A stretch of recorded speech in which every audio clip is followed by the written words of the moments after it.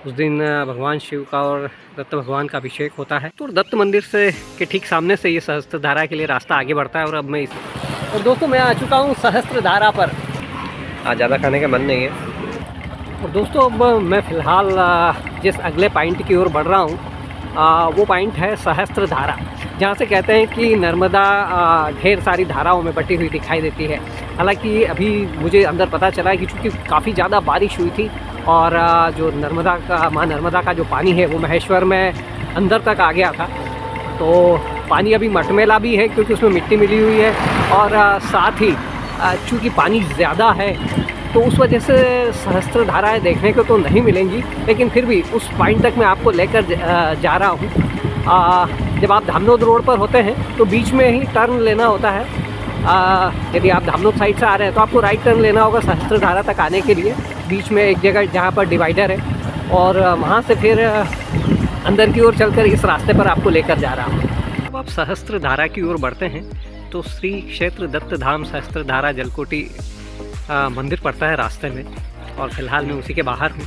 आपको अंदर मंदिर के दर्शन करवा देता हूँ। महेश्वर यदि आप सुबह निकलते हैं तो एक दिन में ये टूर कंप्लीट हो जाता है, क्योंकि ओवरऑल जो अहिल्या फोर्ट है यदि आप उसे देखते हैं करीब 1.5 से 2 घंटा लगता है उसके अंदर सारे परिसर जो सारे मंदिर हैं उन्हें देखने में। और आप सहस्त्रकोटि चले जाइए, वहाँ पर नर्मदा की धाराएं देख लीजिए और साथ ही मंदिर।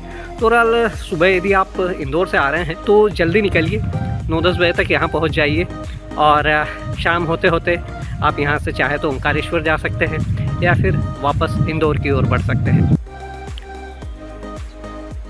दोस्तों एक बड़े परिसर में यह मंदिर फैला है। एक काफ़ी बड़ा परिसर है। आप थोड़ी देर सुस्ता सकते हैं यहाँ पर, क्योंकि अहिल्या फोर्ट जब आप घूमते हैं तो निमाड़ की गर्मी होती है और ढेर सारा जो पसीना होता है वो शरीर से निकलता है, आप थक जाते हैं। तो जब आप सप्तकोटि सहस्त्रधारा की ओर बढ़ते हैं तो रास्ते में यह मंदिर है। और दोस्तों ये दत्त मंदिर है। ज़्यादा भीड़ तो नहीं होती है, लेकिन जो पर्यटक महेश्वर आते हैं वो यहाँ पर भी आते हैं और दर्शन करते हैं। यहाँ सामने काफ़ी बड़ा हॉल है, आप यहाँ बैठकर थोड़ी देर सुस्ता सकते हैं, ठहर सकते हैं। क्योंकि सहस्त्रधारा के रास्ते में पड़ता है इसलिए आप यहाँ पर थोड़ा समय दे सकते हैं। दोस्तों बेसिकली ये मंदिर काफ़ी बड़े परिसर में फैला है और महाशिवरात्रि पर यहाँ एक बड़ा आयोजन होता है। उस दिन भगवान शिव का और दत्त भगवान का अभिषेक होता है और साथ ही पालकी यात्रा निकलती है जो कि सहस्त्रधारा तक होकर वापस यहीं पर आती है। ये जो सामने आपको जो कॉरिडोर दिख रहा है, यहाँ चूँकि पूरे भारत भर से जो श्रद्धालु आते हैं वो यहाँ ठहरते हैं और एक बड़ा आयोजन होता है यहाँ पर। दोस्तों पहले अहिल्या फोर्ट के दर्शन किए, उसके बाद में फिर सहस्त्रधारा के लिए निकला हूँ। करीब महेश्वर से करीब 5 किलोमीटर पड़ता है। उस रास्ते पर बीच में ही ये दत्त भगवान का मंदिर है जिस पर फिलहाल मैंने दर्शन करवाए हैं आपको। और यहाँ से मैं चलता हूँ सहस्त्रधारा की ओर। तो दत्त मंदिर से के ठीक सामने से ये सहस्त्रधारा के लिए रास्ता आगे बढ़ता है और अब मैं इसी पर आगे बढ़ूँगा और सहस्त्रधारा के दर्शन करवाने की आपको कोशिश करूँगा। और दोस्तों मैं सहस्त्रधारा क्षेत्र में पहुँच गया हूँ और यदि मेरा कैमरा कवर कर रहा हो तो आपको दिखाई दे रहा होगा, ऐसा लगता है जैसे अलग अलग धाराएँ निकल रही हो। जहाँ जहाँ पानी का फोर्स ज़्यादा है वहाँ पर अलग ही जो सफ़ेद पानी की जो धाराएं हैं वो निकलती दिखाई दे रही है। पर्टिकुलर ये जो सामने आप देखिए, मैं पास से ले जाकर भी आपको दिखाऊंगा। इस वजह से इसे सहस्त्रधारा नाम दिया गया है। हालांकि अभी पानी चूँकि ज़्यादा है, पानी कम होता है तो ये धाराएं और ज़्यादा क्लियर दिखाई देती है। और दोस्तों ये वो जगह है जिसे सहस्त्रधारा कहते हैं। आपको सामने दिखाई दे रहा होगा उछलती कूदती ठिलाती माँ नर्मदा पत्थरों के बीच से जब निकलती है तो अलग अलग धाराओं में बढ़ जाती है। चूँकि यहाँ पर पानी का लेवल थोड़ा सा कम होता है और पत्थर चूँकि थोड़े से ऊपर होते हैं, उस वजह से जो पानी है वो अलग अलग धाराओं में कट जाता है और उस वजह से इसे सहस्त्रधारा नाम दिया गया है। और पानी का फ्लो और वेग देखिए आप, आवाज़ आपको यहाँ तक सुनाई आ रही है। तो दोस्तों मैं आ चुका हूँ सहस्त्रधारा पर। आपको मेरे पीछे दिखाई दे रही होंगी हज़ारों धाराएँ कल कल करती हुई सफ़ेद। यदि संभव होता तो मैं आपको वहाँ तक ले जाकर दिखाता, लेकिन यहाँ फ़िलहाल मुझे कोई नाव वगैरह है कुछ दिखाई नहीं दे रही है। ये इस तरह से दोस्तों हर जगह आपको अलग अलग धाराएं बटी हुई दिखाई देंगी। पत्थर हैं और सामने देखिए आप पूरे वेग से नर्मदा अलग अलग धाराओं में बह रही है। और जो एडवेंचर पसंद लोग होते हैं वो वहाँ तक पहुँच जाते हैं नहाने के लिए, क्योंकि कहीं पत्थर है कहीं नर्मदा है, लेकिन फिर भी नर्मदा का वेग बहुत ज़्यादा होता है यहाँ पर, और बीच में पहुँचने पर नर्मदा गहरी भी बहुत होती है। तो रिस्क लीजिए, लेकिन जो भी रिस्क लें सोच समझ कर लीजिए। दोस्तों वैसे महेश्वर छोटी जगह है, लेकिन उसके बावजूद यहाँ जो खाना है वो मुझे अच्छा लगा है। यहाँ राजभोग करके धामनोद रोड पे कल मैंने यहाँ पर लहसुनिया पालक ट्राई किया था, तो I think up to the mark था। और यहाँ का जो एम्बियंस है वो भी ठीक ठाक है।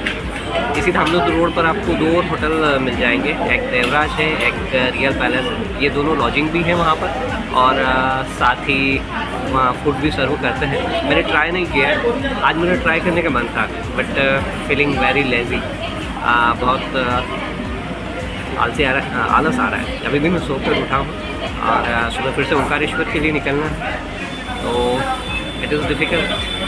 तो मैंने सोचा कि नई जगह ट्राई करने की जगह फिर से जो राजभोग फूड है इस पर ट्राई किया जाए।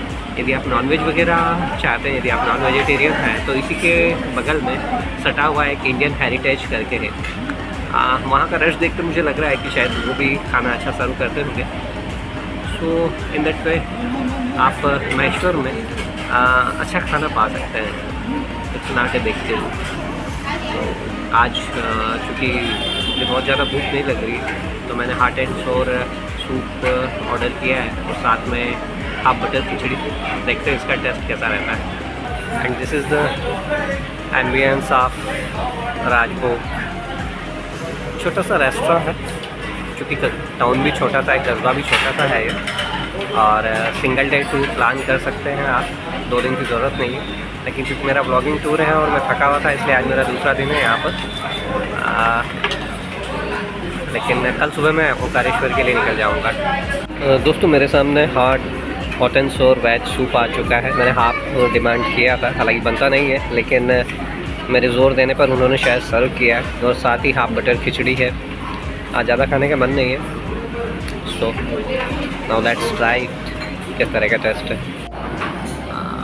दोस्तों इतनी छोटी जगह पर इतना अच्छा टेस्ट थोड़ा सा मुश्किल होता है। हॉट एंड सोर सूप मैंने मंगाया है, ये भी अप टू मार्क है, और राजभोग पर आप ट्राई कर सकते हैं, नो डाउट। बाकी जो 2 जगह को मैंने नाम बताया मैंने ट्राई नहीं किया, बट आप एक या 2 दिन के लिए आते तो एक दिन यहाँ एक दिन वहाँ इस तरह से ट्राई कर सकते हैं। दोस्तों सूप कंप्लीट कर लिया है मैंने, क्योंकि थोड़ा मुझे कोल्ड लग रहा था, तो उस वजह से मैंने सूप को प्रेफर किया।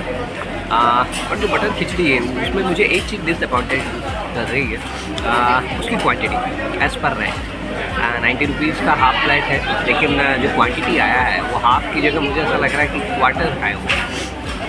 तो लेकिन चूँकि छोटी जगह है, और छोटी जगह होने के बाद भी पूरे मेन्यू की सारी वैरायटी को मेंटेन करना इट्स अ डिफ़िकल्ट टास्क, और वो भी अप टू मार्क टेस्ट के साथ। तो ओवरऑल ठीक है। बटर खिचड़ी को भी मैं 10 में से 10 ही देना चाहूँगा। अच्छा टेस्ट है, बटर का भी टेस्ट आ रहा है, बटर जनरली बटर खिचड़ी में बटर का टेस्ट कम ही जगहों पर मिलता है। तो ओवरऑल एक नाइस एक्सपीरियंस है एक छोटी जगह पर। राजभोग फूड है ये, राजभोग फूड प्लाजा करके धामनोद रोड पे, आप ट्राई कर सकते हैं यहाँ। दोस्तों यहाँ का रश बता रहा है कि रेस्टोरेंट छोटा है, लेकिन खाने की क्वालिटी अच्छी होती है, उस वजह से यहाँ अमूमन टेबल्स भरी होती है। और आज का खाना मेरा कंप्लीट हो गया है, और अब यहाँ से रवानगी लेने का टाइम है। और दोस्तों मेरे साथ राजभोग रेस्टोरेंट के जो प्रोप्राइटर है सोमानी जी है, ये है। और ये कहना चाहूँगा कि महेश्वर छोटा सा कस्बा है, सिंगल डे आप ट्रिप तो प्लान कर सकते हैं, लेकिन जो खाना है वो यहाँ पे बेस्ट है।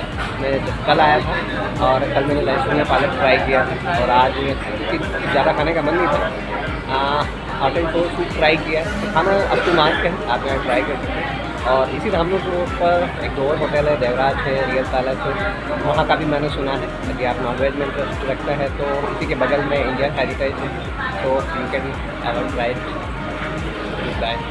दोस्तों सुबह के 10 बजने वाले हैं और माहेश्वर ट्रिप कंप्लीट हो चुका है और अब मैं ओंकारेश्वर की ओर बढ़ने वाला हूँ। सामने जो रास्ता है मेरे अपोजिट में ही, जो सामने रास्ता है वो ओंकारेश्वर ले जाएगा मुझे। तो चलता हूँ ओंकारेश्वर ज्योतिर्लिंग की ओर।